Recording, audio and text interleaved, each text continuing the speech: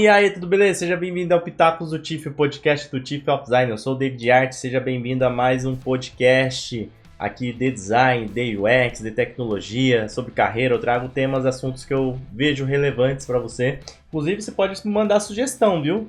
Eu não sou ditador, não. Apesar assim, que dependendo do que for, eu bloqueio mesmo, entendeu? Porque também não vem bagunçar minha casa. Mas você é bem-vindo se você vier na maciota.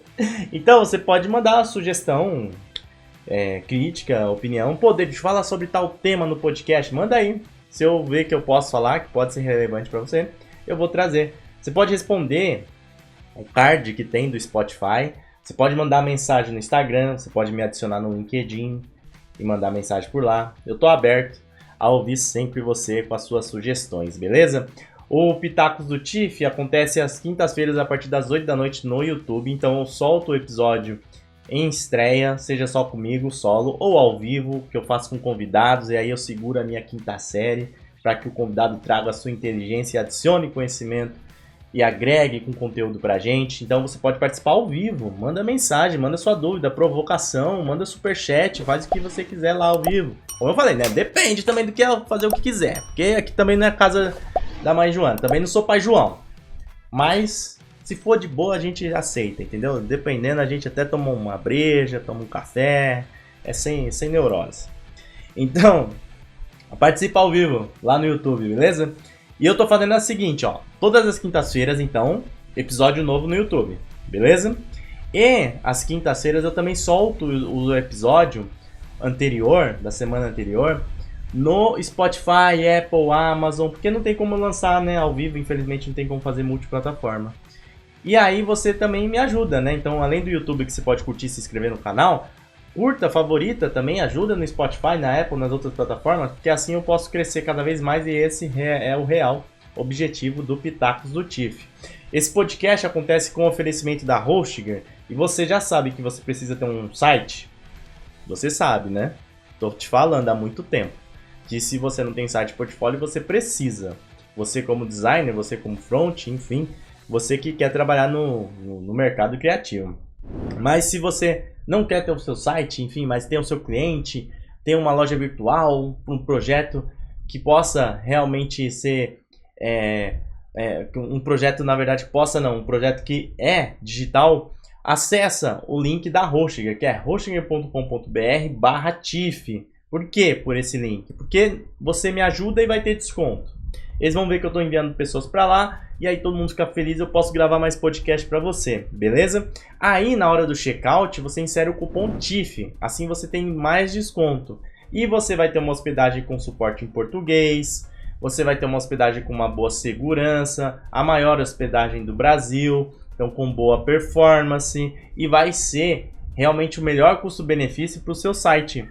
Só se você tiver um site muito grande, tipo, David, eu tenho um site com 300 mil acessos, aí, pô, realmente você vai precisar de uma VPS aí, muito robusta e tal, mas sinceramente, para ter seu site portfólio, site do seu cliente, uma pequena loja virtual, cara, a Hostinger vai te ajudar pra caramba. Então, acessa pelo meu link, insere o cupom TIFF e aí você consegue ter um bom desconto nessa hospedagem, o link tá na descrição, beleza? Dito isso, bora pro tema de hoje, que é o medo de falhar, o medo de ser considerado incompetente no design. Isso é algo muito comum entre muitos profissionais da área. E é importante reconhecer que o design é uma área multidisciplinar, é um campo muito vasto mesmo, e que está em constante evolução, que é influenciado muito pela tecnologia, e que é natural que todos esses nuances, tudo isso que acaba acontecendo meio que simultaneamente no design, acabe gerando inseguranças, gerando preocupações nos designers. Então vamos falar um pouco sobre o medo de falhar e o medo, a preocupação de ser encarado como um mau designer, um designer incompetente, um designer que tem falta de conhecimento teórico e técnico, tanto pelos seus projetos, né, mas de parecer inapto para os próprios pares, então para outros designers, de parecer incompetente para os colegas e também para os clientes, né? Para os stakeholders, as pessoas envolvidas no processo ou no projeto que você está trabalhando. Vamos trocar uma ideia sobre isso, porque o designer ele tem uma síndrome do impostor do caramba, né? Se a gente quiser ampliar o tema, a gente pode falar que o mundo todo tá com uma síndrome do impostor do caramba, né? Tirando alguns héteros top aí, que se acham. Nossa, tem uns caras na academia que, pelo amor de Deus, mano, eu vou na academia, o cara é um grilo, aí o cara acha que é forte, aí fica tirando foto lá, com aquele abdômen definido, e fala, meu, isso daí não é definição, isso é desnutrição. Se você tem menos de 45 de braço e tem o abdômen definido, é desnutrição. Mas enfim, tirando algumas pessoas que naturalmente têm o ego elevado, hoje em dia é muito natural a gente ter uma síndrome do impostor. Você já deve ter conversado com algum designer que ele fala assim, cara, eu tô me sentindo uma fraude aqui. Eu não sei se eu tô fazendo certo ou errado. Será que eu sou designer mesmo? Isso é potencializado pelas redes sociais, claro, né? Porque as redes sociais a gente posta o que a gente quiser. Na rede social é o nosso portfólio, né? É o nosso ativo hoje em dia, né? Você quer derrubar um corpinho aí, né? Você tá solteiro. Ou você quer fazer uma safadezinha aí. Às vezes você já tem alguém, mas você tá querendo uma sarna para se coçar. Qual que é o seu ativo? É rede social, né? Você vai passar a rede social pra morena lá e falar, oh, tem Instagram, filha? Ela tem, deixa eu te adicionar lá. Aí você começa um like ataque, né? No like ataque lá no Instagram, nos stories, tal, não sei o que.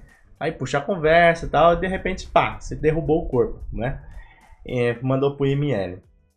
Então, rede social, né, é o nosso ativo hoje em dia. Mas ela é muito mentirosa e ela acaba trazendo realmente ansiedade. Eu vejo que é uma questão do mundo, momento atual. Mas designers talvez, por ter um perfil, sei lá, que é um tanto mais voltado à tecnologia, muitos designers ali têm um histórico de mais introversão, enfim, outras questões da mente, psicológicas, talvez sofram mais, ou talvez porque eu esteja na área eu identifique mais essa parte de síndrome do impostor, né? Dessa parte de medo de falhar, medo de ser considerado um nada no design.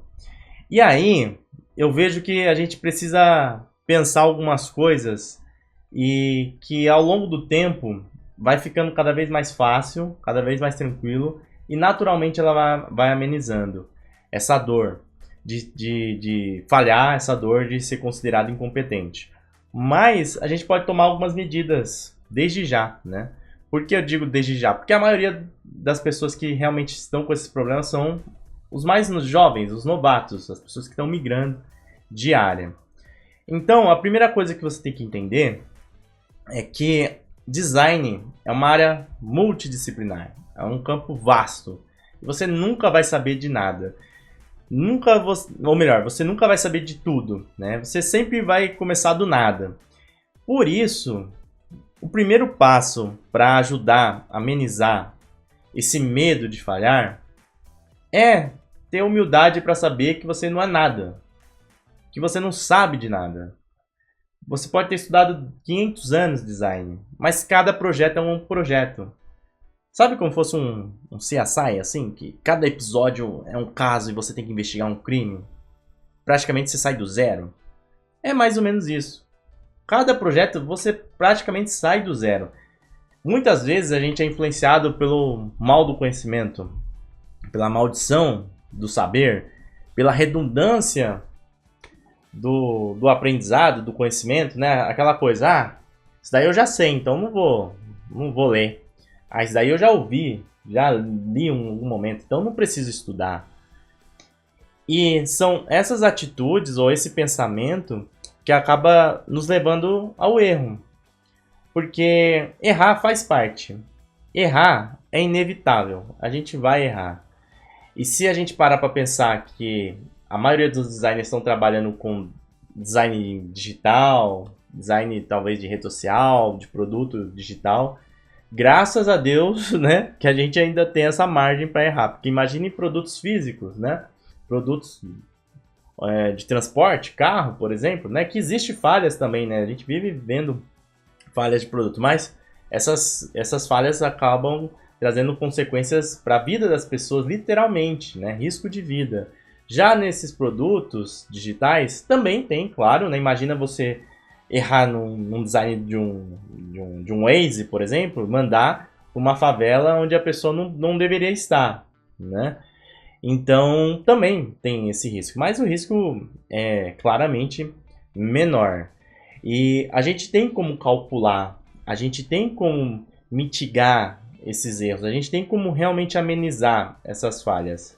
A gente consegue fazer isso justamente tendo essa humildade para encarar cada projeto do início, do zero, com pesquisa, com um aprofundamento nesse processo de design, mergulhando no problema, entendendo o problema, sabendo que a gente não é o usuário, por mais que a gente use aquele aplicativo, né? Sabendo que a gente traz vieses da nossa vida, que nós trazemos influências da nossa área, e tentar se desprender disso é super importante para que a gente possa realmente errar menos. Então, o primeiro passo para você não falhar, ou falhar menos, já que errar é inevitável, é ter a humildade para saber que você não sabe de nada. Você está sempre começando do zero. Que você sempre tem que estudar, reestudar. Por mais que sejam coisas correlatas, por mais que sejam temas que você conheça de antemão.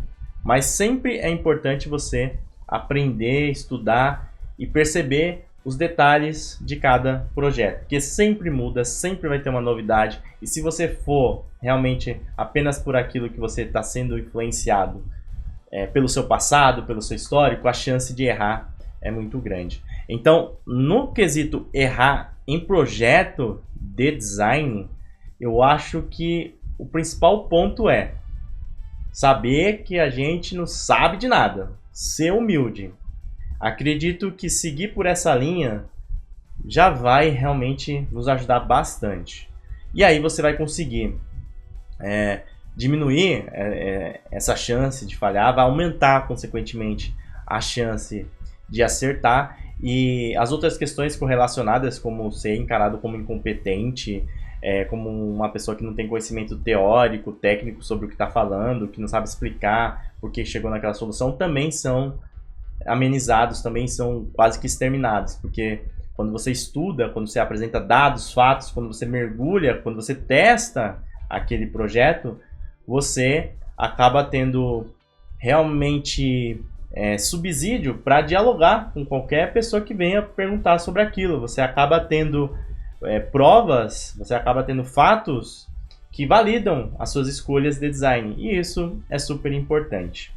Esse é o primeiro ponto. Então a gente pode seguir por a linha que o medo de falhar do designer, um medo de fazer um design incompetente, ele vai ser mitigado se a gente tiver essa humildade. Então estou falando de projeto de design, beleza? Esse é o primeiro ponto.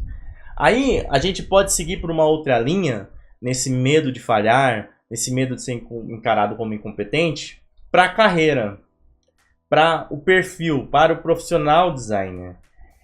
E aí, talvez que more o grande cerne dessa questão.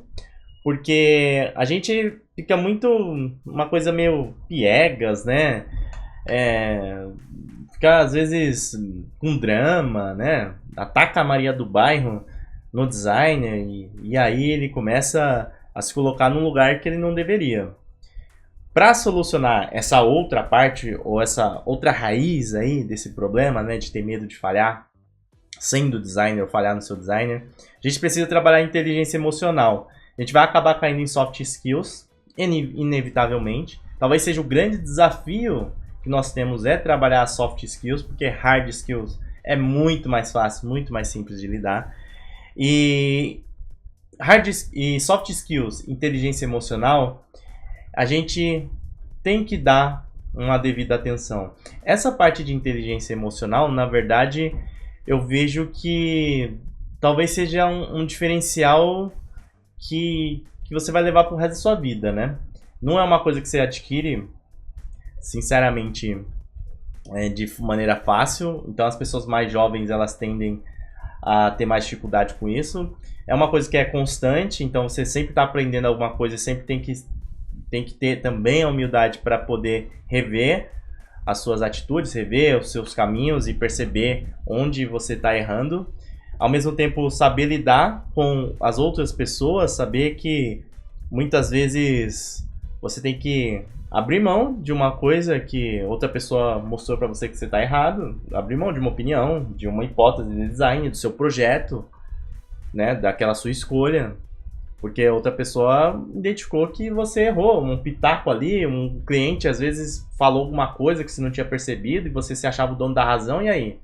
Você vai ser desumilde? Vai querer colocar o seu ego na frente do projeto, né, na frente da sua carreira? Não, né? É admitir que errou, entender que faz parte do processo e saber lidar com isso, né? E procurar não errar mais. Então, para amenizar essa parte mais voltada para a carreira, em questão de medo de falhar, a primeira coisa é saber que você vai falhar, né? Você vai falhar, você vai cometer muita merda, você vai ser inevitavelmente cuzão com alguém, vai falar alguma coisa que vai magoar alguém. As pessoas também vão te magoar, às vezes até mesmo sem querer, é uma via de mão dupla, né? Então, é parte da questão inteligência emocional para você saber que o mundo é assim. E essas e outras questões você melhora com terapia, né? Então, eu super indico terapia, eu acho que eu já falei em outro episódio aqui, né? O pessoal daqui a pouco vai falar, David, você quer ser psicólogo? Pô, gostaria, viu, de fazer psicologia. Mas é que eu vejo realmente, cara, que inteligência emocional é o que falta pra galera. Soft skills é o que falta pra galera. E não que eu seja o rei do soft skills. Nossa, eu sou santo, eu sou Madre Teresa de Calcutá. Não, pô, faço muita merda, sabe? Mas eu sei que eu tenho inteligência emocional. Eu só tô aqui falando com você por causa da inteligência emocional. Já passei por muita coisa na minha vida. Que se eu não tivesse inteligência emocional, não tinha nem o nome David Art, sabia? Nenhum arte eu não tinha adicionado no meu nome. Porque o que eu já falaram, eu sofri de bullying, foi uma coisa muito louca. Então a gente precisa trabalhar essa parte. É importante. Eu vou ressaltar sempre, porque é o que eu vejo como o grande déficit e o grande desafio para a gente, como um todo, como um ser humano nesse mundo que nós estamos vivendo. Mas o que nós podemos continuar fazendo para melhorar essa parte de não se sentir uma fraude, né? E mitigar o medo de falhar e ter mais autoconfiança também, né? Porque essa questão do medo de falhar, do medo de se apresentar, do explicar, de não ser visto como incompetente, como uma pessoa inapta, que uma pessoa que não tá falando ali o que não sabe. Muito disso você acaba amenizando com certas atitudes. Então a primeira delas, como eu falei, é a humildade. Beleza. Outras questões mais práticas da coisa, né? Educação contínua. Então, continuar estudando, sendo curioso, estudando não só sobre design, estudando sobre as coisas. Cada projeto é uma oportunidade de você aprender coisas novas sobre áreas diferentes. E isso vai fazer um bem para você tão grande que vai te ajudar não só em outros projetos futuros, mas como na vida. Então, educação contínua é super importante para a gente acabar minimizando essas chances de falha na nossa carreira e em projetos, né? Afinal, aprender novas técnicas, novas teorias, tendências, conceitos, novas práticas de design, não somente, é super importante. Por isso que eu super indico que você participe de cursos, de workshops, seminários, de conferências, né? Eventos presenciais, eu acho do caramba você participar de eventos presenciais. Se você está escutando esse podcast antes da DEX e antes do XConf, o XConf vai ser no Rio Grande do Sul e a DEX vai ser aqui em São Paulo, eu sugiro que você compre o ingresso, que você participe. Inclusive eu tenho um cupom de desconto, eu tenho um link e cupom de desconto. Se você quiser, manda mensagem para mim no Instagram que eu envio para você.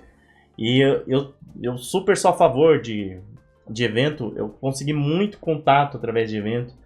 E eu acho que é uma oportunidade também da gente conversar, dialogar, encontrar pessoas parecidas com a gente, né? A gente fica trabalhando muito home office, então ter contato é super importante. E faz parte dessa educação contínua e faz parte também até para um alívio mental ali, para que a gente possa dar uma desestressada, né? E ao mesmo tempo aprender com outras pessoas da nossa área, com pessoas que a gente também admira. Então eu vejo que é o primeiro passo, né? Ou melhor, já estou no segundo passo, né? Porque eu falei da humildade ali, então já estamos no segundo passo.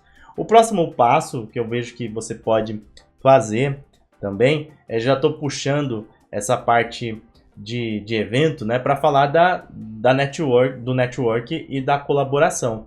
Então, se conectar com outros profissionais é muito legal, é muito importante também, para que você possa ver que o que você sente não é uma coisa isolada, uma coisa que só você está passando. Pelo contrário, outras pessoas também estão passando.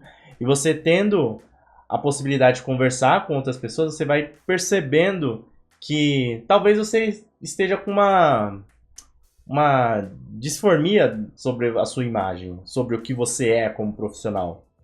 Talvez você esteja exagerando, esteja realmente uma Maria do bairro, sabe, com drama. Pô, tem gente que é mais dramático que eu sou canceriano, mas tem gente que consegue ser mais dramático que um canceriano. Então, talvez, ou talvez não, é importante você se conectar com outros profissionais. E é uma fonte valiosa, realmente, de aprendizado, né? Você consegue conectar com outros profissionais, não só em eventos, como eu citei, mas quando você participa de projetos, né? Quando você participa de comunidades online, quando você está trabalhando e fazendo algo, construindo algo. Isso é também muito legal. Outra coisa que a gente pode fazer, de questão prática da coisa, para amenizar esse medo de falhar, esse medo de ser considerado um inútil no design, é a prática constante. Eu acredito muito naquela máxima que você tem que praticar o que se ensina, né? Então, a prática é essencial. Você precisa praticar. Design é muito prática. Eu vejo que não tem como aprender design sem a prática. Muitas das coisas você vai aprender realmente quebrando a cabeça e fazendo um projeto de design. Eu posso falar aqui sobre fundamentos do design, por exemplo.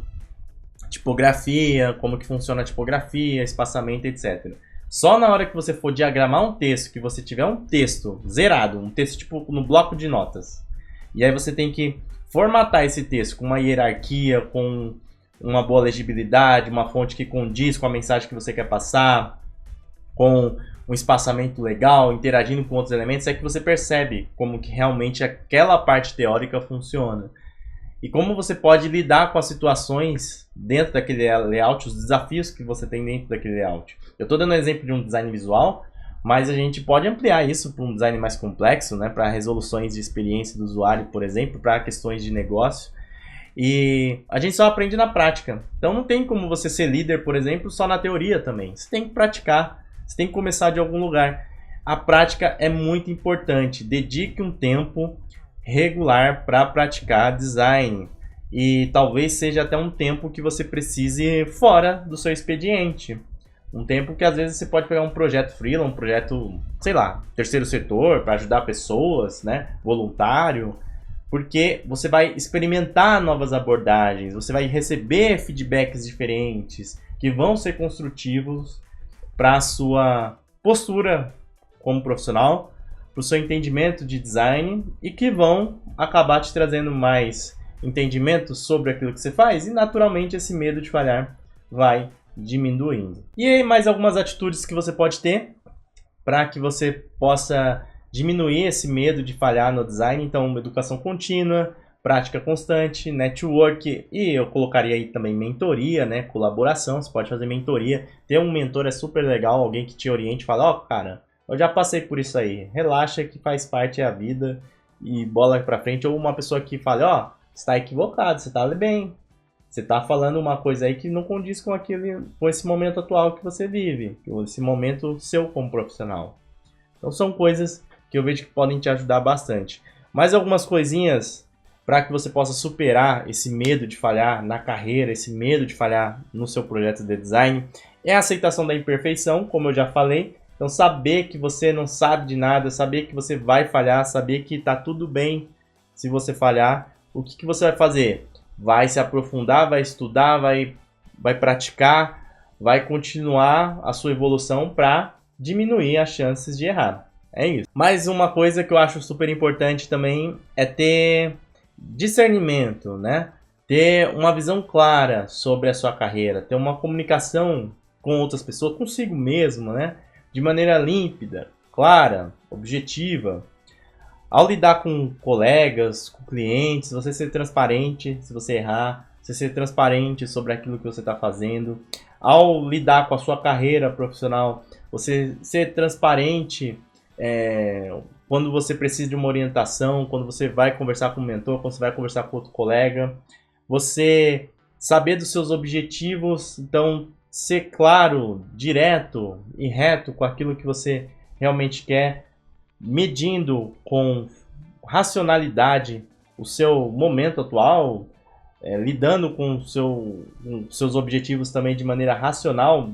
Você pode mirar na lua, mas você sabe que para alcançá-la você precisa ir subindo degrau por degrau, e esses passos precisam ser mais racionalizados. Então, ter clareza sobre você, sobre o que você quer, sobre o que você é, sobre o que você estudou, vai ajudar como um todo nesse medo de falhar. Seja no medo de falhar no seu design, seja no medo de falhar como profissional na sua carreira, né? Como progresso de carreira. E para fechar, muitas das coisas que eu falei aqui giram em torno de autoconfiança, né? Realmente, né? Você precisa ter autoconfiança. Claro que a autoconfiança demais acaba te cegando e acaba te levando para um lado que talvez seja mais do ego, um lado egocêntrico, um lado que você às vezes acaba tendo uma imagem que não condiz realmente com aquilo que você diz. Mas isso é no caso do exagero. Você ter autoconfiança para saber que você estudou, que você praticou, que você mergulhou no projeto, que você sabe o que você está falando. Você ter autoconfiança para saber que você está fazendo as coisas certas na sua carreira, você está trabalhando, você está progredindo, você está se dedicando, você está fazendo cursos, é essencial. Então, existe uma diferença, né, entre a soberba e a autoconfiança. A autoconfiança é saber que você mata no peito, resolve, é isso mesmo, porque você está preparado para isso. E pronto, e acabou. A soberba é você achar que você é o foda, é o melhor de tudo e que você resolve o jogo a qualquer momento. E as coisas não funcionam assim. Então, ter autoconfiança, trabalhar a sua autoconfiança, reconhecendo as suas conquistas, principalmente as suas pequenas conquistas, e valorizando as suas habilidades, entendendo os seus pontos fortes, sabendo os seus pontos fracos, onde você tem que melhorar, também é super importante. Tem um livro que eu ainda não li, mas que eu quero ler, tá aqui na minha lista na Amazon, eu vou comprar esse diacho aqui, que já me indicaram mais de uma vez, e eu vou indicar para você também, porque foram pessoas confiáveis que me indicaram, né? Inclusive a Lê, que fez podcast comigo, também indicou, que é Descubra os seus pontos fortes. Eu, só pelo título, eu já acho que é sobre isso mesmo. Então, descubra seus pontos fortes, valorize e vai pra cima. Confiança é algo super importante, mega importante. Eu até dei a analogia aqui do futebol, né, tal. Você pode ver, quando um jogador tá confiante, ele consegue fazer os dribles dele, vai pra cima. Quando ele não tá confiante, ele não consegue. Por mais que ele saiba fazer os dribles, né? Por mais que ele tenha capacidade para fazer. Confiança realmente é super importante. E você tendo um diagnóstico seu, e você pode pedir ajuda de outras pessoas, até de terapia, enfim, ter uma análise mais crítica, mais sóbria sobre você, vai ser importante para você trabalhar esse seu lado. Com o passar do tempo, você vai tendo mais autoconfiança também, tá? Porque você vai tendo mais educação, então você vai estudando cada vez mais, você vai praticando cada vez mais, você vai conversando cada vez mais com pessoas, vai aumentando o seu network, vai aumentando a sua capacidade de resolver problemas, você vai percebendo que os seus resultados estão cada vez melhores, e aí ela vem naturalmente, né? Mais ou menos como dirigir um carro. Quando você começa a dirigir o carro, você está com o braço de jacaré duro, porque você não consegue soltar os dois braços, porque você está muito confiante, desconfiado, na verdade, muito inseguro, né? A partir do momento que você vai dirigindo todo dia, pegando trânsito, aí você vai se acostumando, neguinho te xingando, você fala, vai se lascar, pode xingar aí, tô dirigindo aqui na minha e tal. Seu braço vai ficando mais leve, né? Você vai dirigindo mais de boa, você vai passando a marcha mais tranquilo, daqui a pouco você só tá assim, ó, só estilo Snoop Dogg, tá ligado?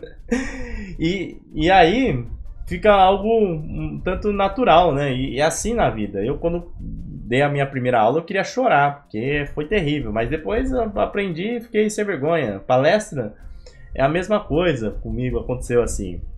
Então, faz parte também a autoconfiança crescer ao longo do tempo.